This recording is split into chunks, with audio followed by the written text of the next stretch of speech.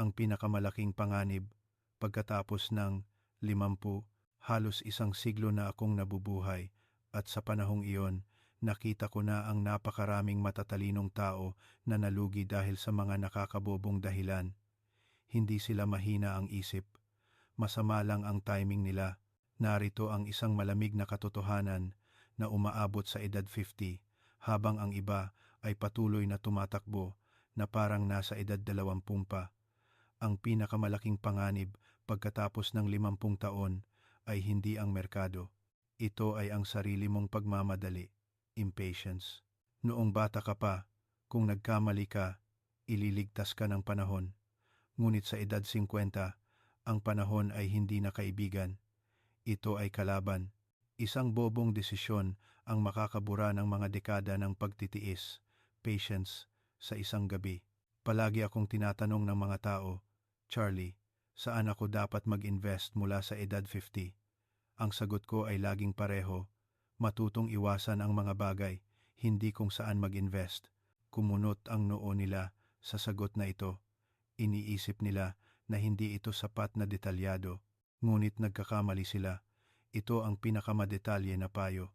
Dahil 90% ng mga pagkalugi, bankruptcies, sa pagtanda ay nangyayari, hindi dahil pinili mo ang maling investment, kundi dahil nag-invest ka sa isang bagay na hindi mo dapat ginawa. Nakita ko na ang napakaraming ganito.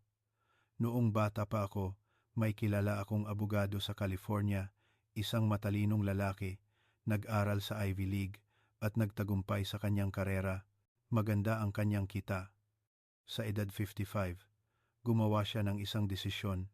Pakiramdam niya ay napag-iwanan siya ng kanyang mga kaibigan. Sa golf club, may narinig siyang kuwento ng isang tao na nagdoble ng pera sa real estate. May isa pang kaibigan na nanalo ng malaki sa stocks. Nagsimula siyang magmadali at ibinuhos niya ang halos lahat ng kanyang pondo sa pagretiro sa isang startup na hindi niya maintindihan. Ito ang dot-com bubble noong huling bahagi ng 1990s. Maganda ang mga dokumento, nakakakumbinsi ang mga presentasyon. Parang lahat ay yumayaman. Pagsapit ng 2002, ang natira sa kanya ay 10% na lamang ng kanyang orihinal na yaman. Sa edad 60, napilitan siyang magsimulang muli. Wala na siyang pagpipilian. Pagkatapos noon, nakita ko siyang matanda na, malungkot at ang buhay niya ay umiikot sa mga salitang sana, if only. Sana ay ibinenta ko. Sana ay hindi ako bumili. Sana ay naghintay ako. Ang kanyang trahedya ay hindi ang pagkawala ng pera. Ito ay ang pagkawala ng karangalan, dignity. At ang pagkawala ng karangalan ay nangangahulugang mas kaunting pagpipilian.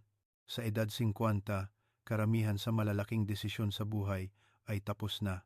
Ang landas ng karera ay naayos na. Ang sitwasyon ng pamilya ay matatag na. At ang lakas upang makipagsapalaran, take big risks, ay nawawala na. Ngunit marami ang hindi makatanggap sa katotohanan ito. Pinipilit nilang paniwalaan ang sarili na may oras pa ako, na makakabawi pa ako, na makakakuha pa ako ng malaking kita. Ito ay isang ilusyon, isang mapanganib na ilusyon. Nakita ko na ang napakaraming tao na nagmamadali sa edad 50, nagsisisi sa edad 60, at nawawalan ng pag-asa sa edad 80. Paulit-ulit nilang ginagawa ang parehong pattern. Nagmadaling bumawi, kaya mas lalo silang napag-iwanan. Nagmadaling humabol, kaya nadapa. Nagmadaling tumakbo, kaya nahulog sa bangin. Narito ang aral. Pagkatapos ng 50, nagbabago ang laro. Hindi na ito laro ng offense. Ito ay laro ng depensa, defense. Ang layunin ay hindi ang yumaman. Ang layunin ay ang hindi maging mahirap. Hindi ang maghanap ng excitement.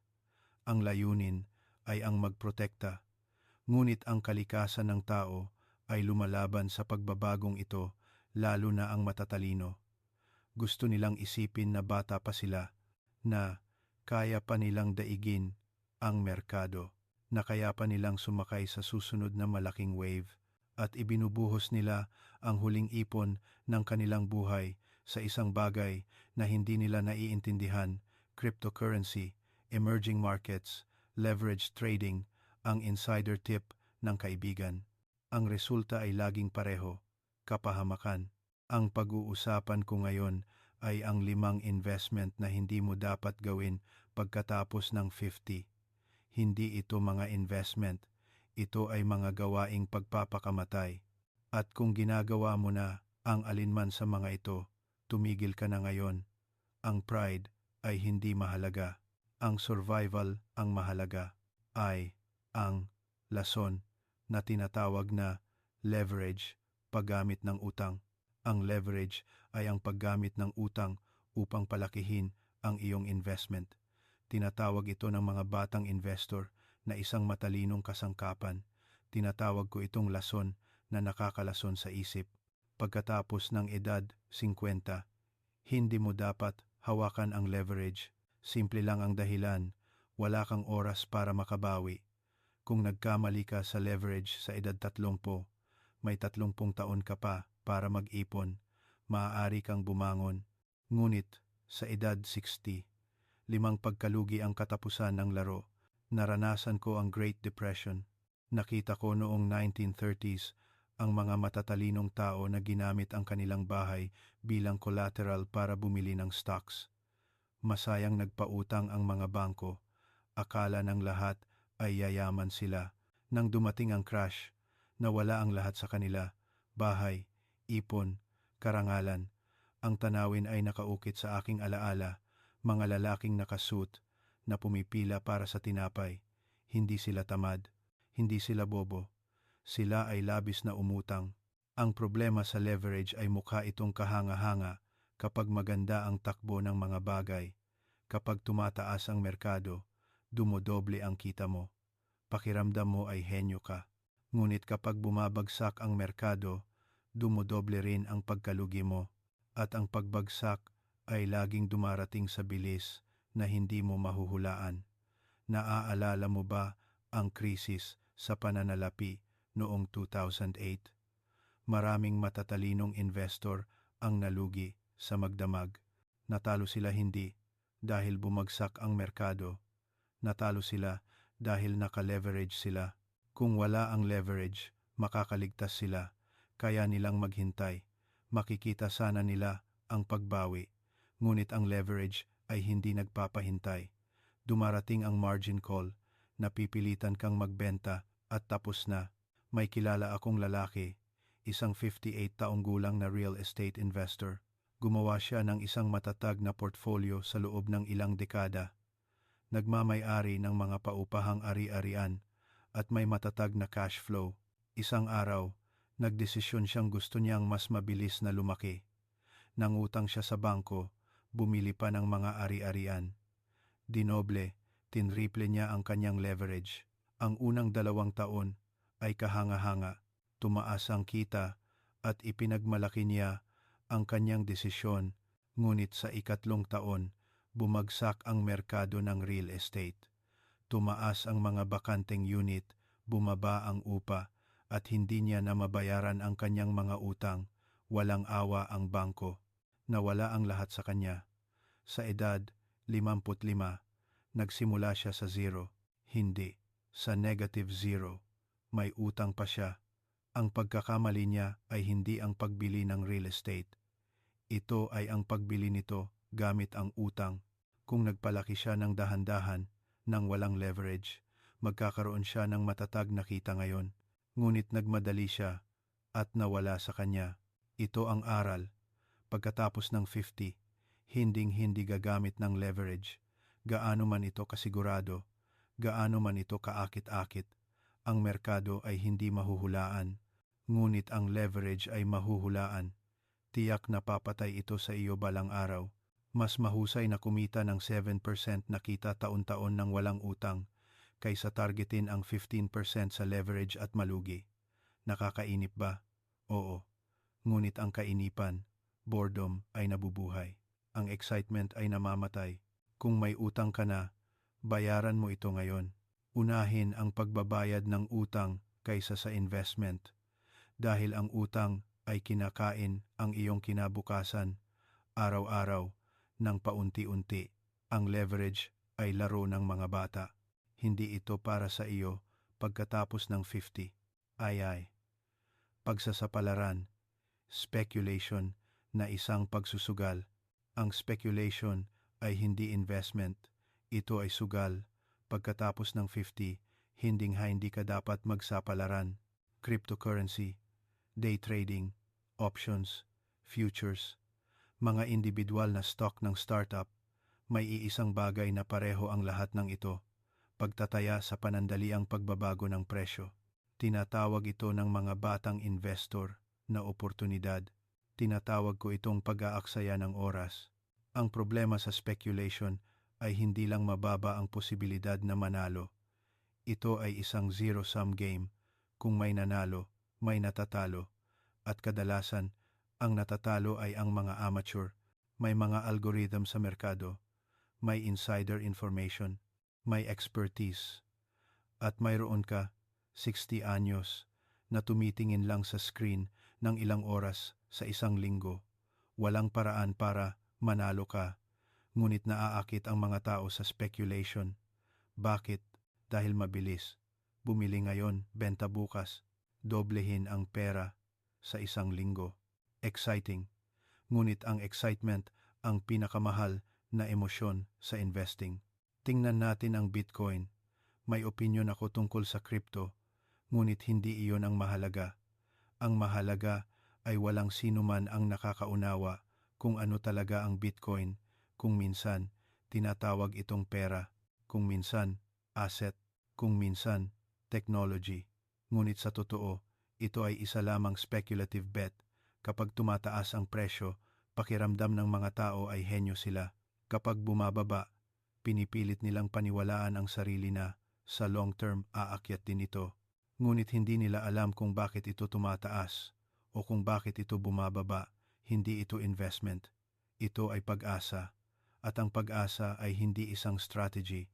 May nakita akong 55 taong gulang na accountant noong araw, isang matatag na lalaki na nag-ipon ng matiyaga sa loob ng ilang dekada. Isang araw, kinausap siya ng kanyang anak tungkol sa crypto. Tay, ito ang kinabukasan. Kung hindi ka bibili ngayon, maiiwan ka. Natakot siyang maiwan. Kaya ibinuhos niya ang 35% ng kanyang ipon sa crypto. Sa unang 6 na buwan, biglang tumaas ang presyo. Na-excite siya. Naisip niyang bumili pa. Ngunit nag-alinlangan siya. At pagkatapos ay dumating ang crash. Sa isang linggo, nawala ang 80% ng halaga. Nagpanik siya at nagbenta. Inayos ang kanyang pagkalugi. Ang pagkakamali niya ay hindi ang pagbili ng crypto. Ito ay ang pagbili ng isang bagay na hindi niya naiintindihan.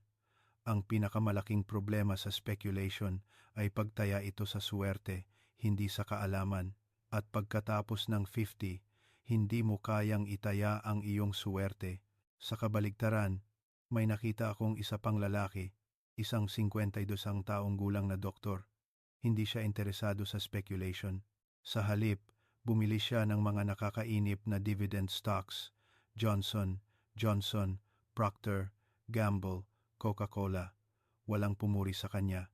Pinagtawanan siya bilang old-fashioned, ngunit hindi siya nag-abala. Makalipas ang 15 taon, komportable siyang nagretiro. Ang kanyang dividend income ay sapat na para sa kanyang pamumuhay at ang kanyang principal ay patuloy na lumalaki. Ang accountant na tumaya sa crypto ay nagtatrabaho pa rin. Ito ang aral.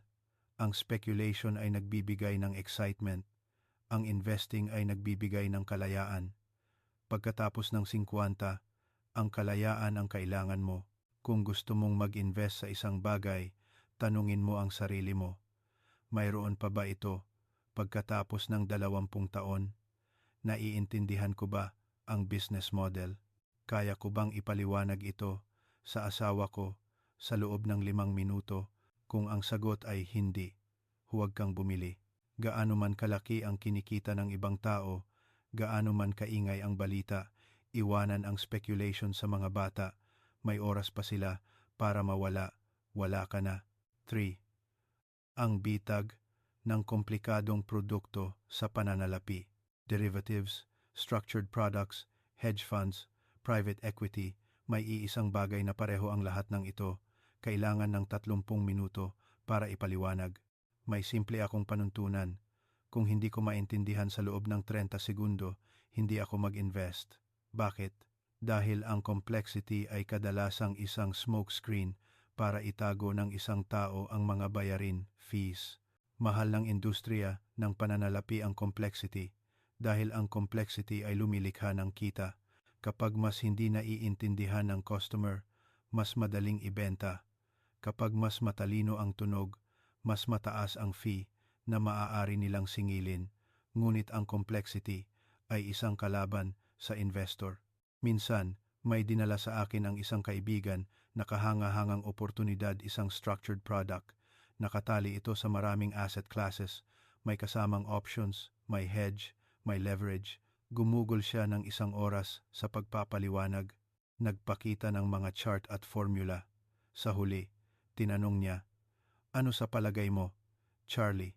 Sabi ko, "Hindi ko maintindihan, kaya hindi ako interesado." Nagulat siya, pero ang return ay kahanga-hanga. Sumagot ako, "Sino ang nagsabi na kahanga-hanga ang return?" "Ang taong nagbebenta sa iyo." Kalaunan, bumagsak ang produktong iyon. Nawala sa kaibigan ko ang halos lahat ng kanyang puhunan. Ang natira na lang ay ang fees. Ito ang aral. Kung mas komplikado ang deal, mas malaki ang posibilidad na ikaw ang biktima. Nang itayo namin ni Warren ang Berkshire, wala kaming binili na komplikado. Bumili kami ng mga kumpanya na nagbebenta ng candy. Bumili kami ng mga kumpanya ng seguro. Bumili kami ng mga kumpanya na nagbebenta ng soda. Naiintindihan ito ng lahat. Naiintindihan ito ng isang bata. Iyan ang mahalaga. Ang complexity ay hindi tanda ng katalinuhan. Ito ay tanda ng pagkabalisa, insecurity. Ito ay ebidensya na gustong itago ng nagbebenta ang tunay na kalikasan ng deal. May isa pang dahilan kung bakit dapat mong iwasan ang mga komplikadong produkto pagkatapos ng 50. Hindi mo ito maibebenta kapag may krisis. Walang liquidity, walang bumibili. Hindi malinaw ang presyo. Kapag may nangyari, nakakulong ka. Naalala mo ang krisis sa pananalapi noong 2008? Ang mga taong may komplikadong securitized products ay hindi makapagbenta kahit gusto nila. Nag-freeze ang merkado. Wala silang nagawa kundi panoorin ang kanilang halaga na mag-evaporate. Sa kabilang banda, ang mga taong may simpleng stocks at bonds ay nakapagbenta kung kinakailangan.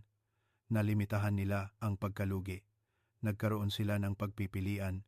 Ito ang kapangyarihan ng kasimplihan, simplicity. Nagbibigay ito sa iyo ng kontrol. Madalas kong sinasabi, ang pinakamahalagang tanong sa investing ay hindi, "Ano ito?" kundi, "Ano ito hindi?" Ang komplikadong produkto ay kadalasang hindi investment. Ito ay suweldo ng ibang tao. Binabayaran ng iyong pera. Kung may ipinapayo sa iyo ang isang financial advisor na komplikado, tanungin mo, bakit ito mas mahusay kaysa sa isang simpleng index fund, at tanungin mo ang fees. Ang totoong fees, mga nakatagong bayarin, management fee, performance fee, lahat. Kadalasan, kapag narinig mo ang sagot, mawawalan ka na ng interes. Pagkatapos ng 50, manatiling simple. Mga stocks na nagbibigay ng dibidendo, index funds, government bonds, real estate. Nakakainip ang mga ito. Hindi kailangan ng 5 minuto para ipaliwanag, ngunit ayos lang iyan. Ang kainipan ay gumagana. Ang complexity ay nagpapabagsak. Malinaw ang pagpipilian, IV. Ang kaaway na hindi nakikita, inggit, envy. Ang inggit ay hindi isang investment, ngunit ito ang sanhi ng pinakamapanganib na pagkakamali sa investing pagkatapos ng 50. Tinatawag ko ang inggit na ang kasalanan na walang kasiyahan. Sa gluttony, may kasiyahan sa pagkain. Sa lust, may kasiyahan sa paggamit. Ngunit ang inggit ay ginagawa ka lang na malungkot at sa pananalapi. Mas maraming investor ang pinatay ng inggit kaysa sa pagkalugi. Ang pattern ay laging pareho. Bumili ang kapitbahay mo ng bagong sasakyan. Akala mo ay sapat na ang sasakyan mo. Ngunit bigla, parang hindi na ito sapat. Nagmalaki ang kaibigan mo na nagdoble siya ng pera sa stock market. Mayroon ka namang matatag na dividend stocks. Ngunit bigla, pakiramdam mo ay napag-iwanan ka. Nagkuwento ang hipag mo tungkol sa kinita niya sa real estate. Nangungupahan ka, ngunit bigla, pakiramdam mo ay talunan ka. Ito ang paraan ng paggana ng inggit. Ang tagumpay ng iba ay nagpapakita na ang iyong sariling pag-unlad ay parang walang-wala. At ano ang mangyayari? Nagbabago ka. Nagbabago ka ng strategy. Nakikipagsapalaran ka. Tumalon ka sa isang bagay na hindi mo naiintindihan para lang patunayan na kaya mo ring manalo. Ngunit ang merkado ay walang pakialam sa iyong self-esteem. Nagbibigay lamang ito ng resulta. May kilala akong 56 taong gulang na guro. Nag-ipon siya ng matiyaga sa loob ng ilang dekada. Simple lang ang pamumuhay at regular siyang nag-invest. Maayos ang kalagayan niya, ngunit ang kanyang kalaro sa golf ay kumita ng malaki sa isang solar energy stock. Paulit-ulit niya itong narinig. Di ka panipaniwalang kita. Ngayon na ang oras. Nagsimula siyang magmadali. Ang kanyang matatag na paglago ay biglang naging nakakainip. Pakiramdam niya ay napag-iwanan siya at ibinuhos niya ang halos lahat ng kanyang ipon sa stock na iyon nang walang due diligence, nang walang pag-unawa. Dahil lang kumita ang kaibigan niya. Pagkatapos ng isang taon, bumagsak ang kumpanya dahil sa accounting fraud. Bumaba ang presyo ng stock ng 90%. Nawala ang kanyang plano sa pagretiro. Ang pagkakamali niya ay hindi ang pagbili ng masamang stock. Ito ay ang pagbili nito sa maling dahilan dahil sa inggit. Sa kabilang banda, may kilala akong isa pang guro, parehong edad. Narinig din niya ang parehong kwento. Ngunit sinabi niya, hindi iyan ang laro ko. Nanatili siya sa kanyang strategy. Nakakainip, matatag, mahuhulaan. Walang pumuri sa kanya. Ngunit hindi siya nag-abala. Makalipas ang 15 taon, komportable siyang nagretiro. Ang kaibigan na tumaya sa solar stock ay nagtatrabaho pa rin. Ito ang aral. Huwag mong laruin ang laro ng iba. Laruin mo ang sarili mong laro. Ang inggit ay mapanganib dahil hindi lamang ito nagdudulot ng pagkalugi, sinisira nito ang iyong pananaw. Tinitingnan mo kung gaano kalaki ang kinita ng iba at nakakalimutan mo kung gaano kalayo ang narating mo. Nag-aalala ka kung gaano kabilis tumakbo ang iba at hindi mo nakikita kung gaano kalayo na ang nilakad mo. At ang pinakamasama, ang inggit ay hindi kailanman mabubusog.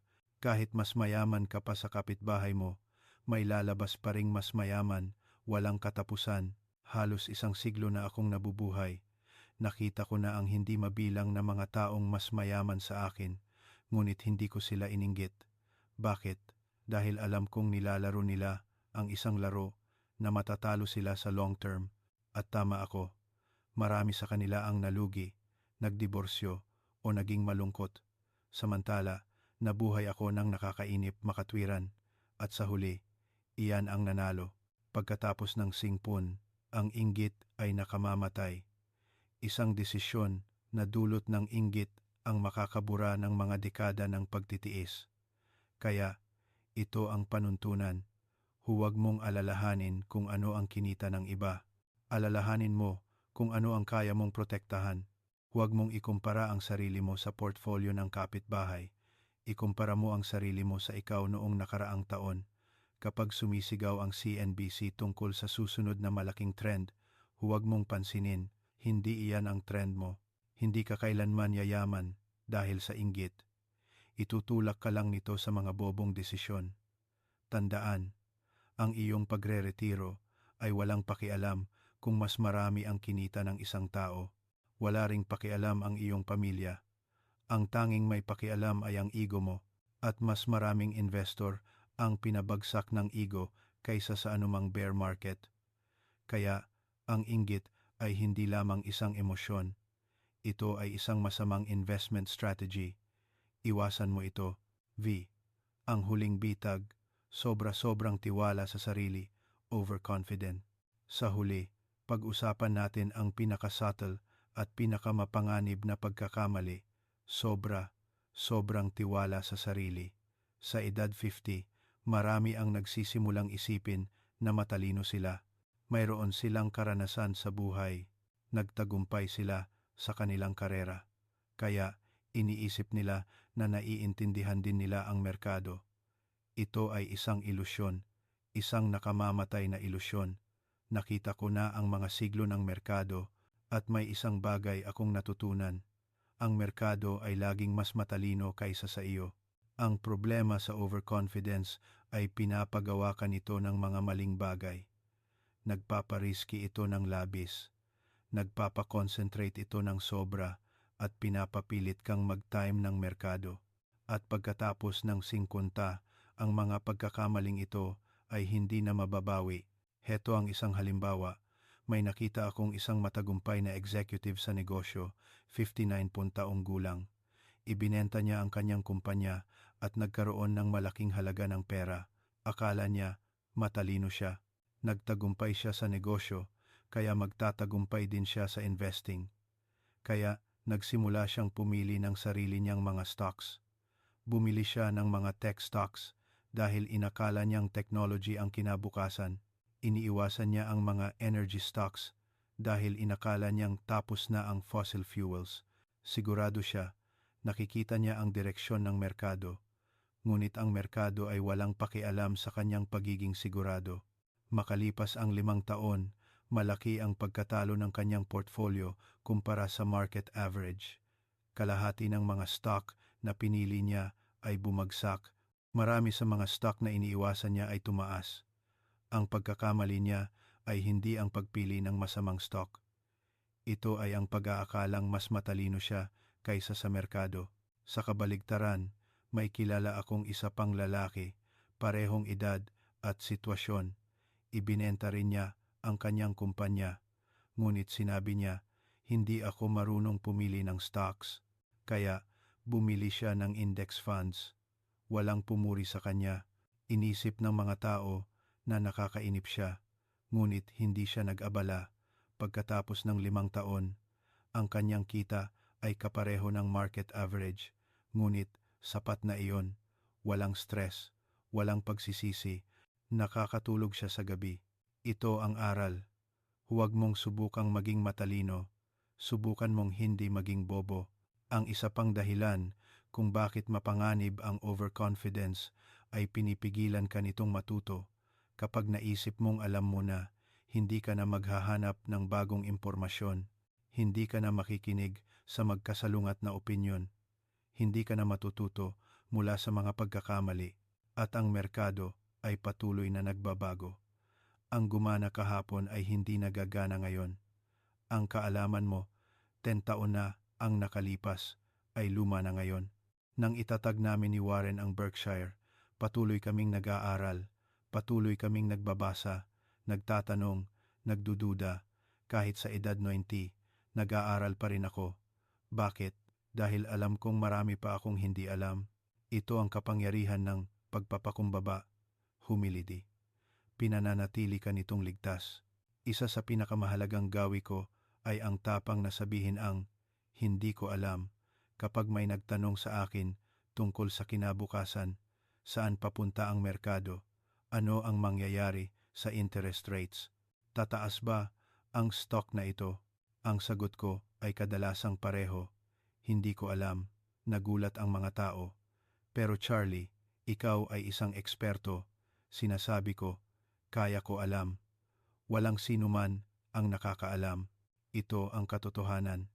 Ang kinabukasan ay hindi mahuhulaan. Hindi mo maaaring i-time ang merkado.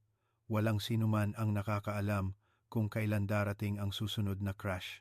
Ngunit marami ang hindi ito matanggap, lalo na pagkatapos ng 50. Sa palagay nila, alam nila dahil sa karanasan. At tumataya sila, nagbebenta sila dahil sa palagay nila ay bababa ang merkado. Bumibili sila dahil sa palagay nila ay tataas ito. Ngunit ang pagsubok na i-time ang merkado ay isa sa pinakamahal na pagkakamali sa investing. Bakit?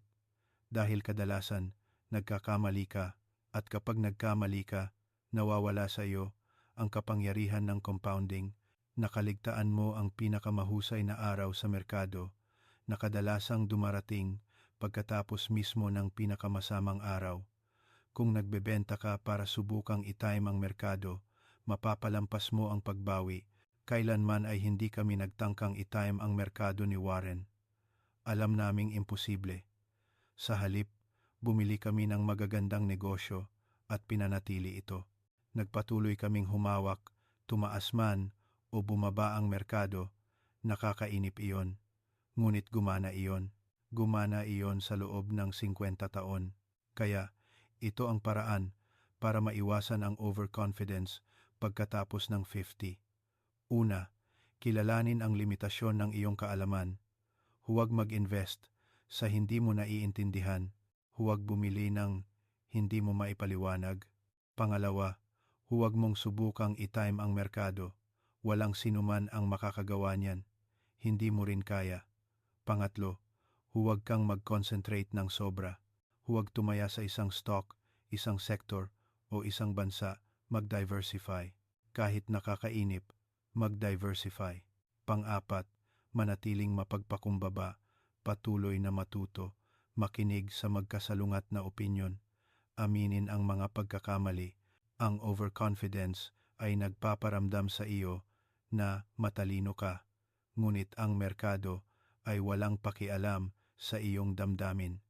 Nagbibigay lamang ito ng resulta, at pagkatapos ng 50, wala kang oras para makabawi mula sa mga pagkakamali. Isang desisyon na dulot ng overconfidence ang maaaring sumira sa iyong pagre-retiro. Kaya, huwag mong subukang maging matalino. Manatili kang ligtas. Iyan lang ang paraan para manalo. Malapit na akong mag-100. Marami na akong nakita. Boom at bust. Henyo at hangal. Mayaman at mahirap. At may natutunan ako.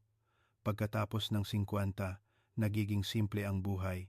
Mas kaunti ang pagpipilian. Mas maikli ang oras. Nawawala ang puwang para sa pagkakamali. Ngunit hindi ito kalungkutan. Ito ay kalayaan. Noong bata tayo, nababagabag tayo sa mga posibilidad. Maaari tayong pumunta kahit saan. Maaari tayong maging kahit ano. Walang katapusang pagpipilian. Ngunit sa edad 50, lumiit ang daan. At sa totoo, nagbibigay iyan ng kalayaan. Hindi mo na kailangang magpatunay. Hindi mo na kailangang makipagkompetensya. Hindi mo na kailangang magpa-impress sa iba. Ang kailangan mo lang ay magprotekta. Protektahan ang naipon mo. Protektahan ang iyong karangalan. Protektahan ang iyong kapayapaan. Ang pinag-usapan ko ngayon ay hindi investment advice. Ito ay mga aral sa buhay. Iwasan ang leverage. Iwasan ang speculation. Iwasan ang complexity. Iwasan ang inggit. Iwasan ang overconfidence. Hindi lang ito mga panuntunan. Ito ay survival strategy. Dahil pagkatapos ng 50, nagbabago ang laro. Hindi na ito tungkol sa pagyaman. Ito ay tungkol sa hindi pagiging mahirap. Hindi na ito tungkol sa panalo. Ito ay tungkol sa hindi pagkatalo. At higit pa iyon sa sapat. Nagkamali ako ng marami noong bata ako. Mga bobong investment. Nasayang na oras. Ngunit may isang bagay akong ginawang tama. Nabuhay ako. Nabuhay ako sa Great Depression. Nabuhay ako sa maraming recessions. Nabuhay ako sa mga bubble at crash. At dahil nakaligtas ako, nagkaroon ako ng oras para gumana ang compounding. Ito ang huling aral. Hindi mo kailangan ng excellence. Kailangan mo ng katatagan, durability. Hindi mo kailangang maging mabilis. Kailangan mong maging matatag. Hindi mo kailangang maging matalino. Kailangan mong hindi maging bobo. At pagkatapos ng 50, Iyan lang ang mahalaga. Nakita ko na ang napakaraming matatalinong tao na nalugi. Hindi sila mahina ang isip, wala lang silang pagtitiis. Nakita ko na ang napakaraming mabilis na tao na nadapa. Hindi sila tamad, sila ay nagmamadali. Nakita ko na ang napakaraming confident na tao na natalo. Hindi sila walang alam, sila ay mayabang. Samantala, ang mga nakaligtas ay hindi special. Sila ay maingat. Naglakad sila ng dahan-dahan. Pinananatili nilang simple. Kinontrol nila ang kanilang emosyon. At sa huli, nanalo sila. Kaya mo ring manalo. Kung hindi mo hahabulin ang mabilis na kita, kung hindi ka maghahanap ng excitement, kung hindi ka makikipagkompetensya sa iba, magprotekta ka lang, mag-ipon ka, mabuhay ka, at isang araw, pagdating mo sa edad 70, lilingon ka at mauunawaan mo, ang pinakamatalinong investment ay ang mga hindi mo ginawa. Ang pinakamalaking panalo ay ang mga labanang iniwasan mo. At ang tunay na yaman ay hindi ang halaga, kundi ang payapa kang makatulog sa gabi. Marami akong natutunan sa buhay na ito. Ngunit ang pinakamalalim na katotohanan ay ang pinakasimple. Yumaman ka ng dahan-dahan at manatiling mayaman ng pangmatagalan. Nakakainip iyan. Hindi exciting. Walang magpapalakpak sa iyo. Ngunit gumagana iyan. Gumana iyan sa loob ng 15 taon. Gumana iyan sa loob ng 100 taon. At gagana iyan para sa iyo. Tandaan mo lang, pagkatapos ng 50, ang pinakamalaking panganib ay hindi ang merkado. Ito ay ang sarili mong pagmamadali. Kontrolin mo iyan at nanalo ka na. Wakas. Ang teksto na ito ay batay sa pilosopiya at buhay ni Charlie Munger at hindi ito partikular na payo sa pag-invest. Ang mga desisyon sa pag-invest ay dapat gawin batay sa iyong sariling sitwasyon at payo mula sa isang profesional.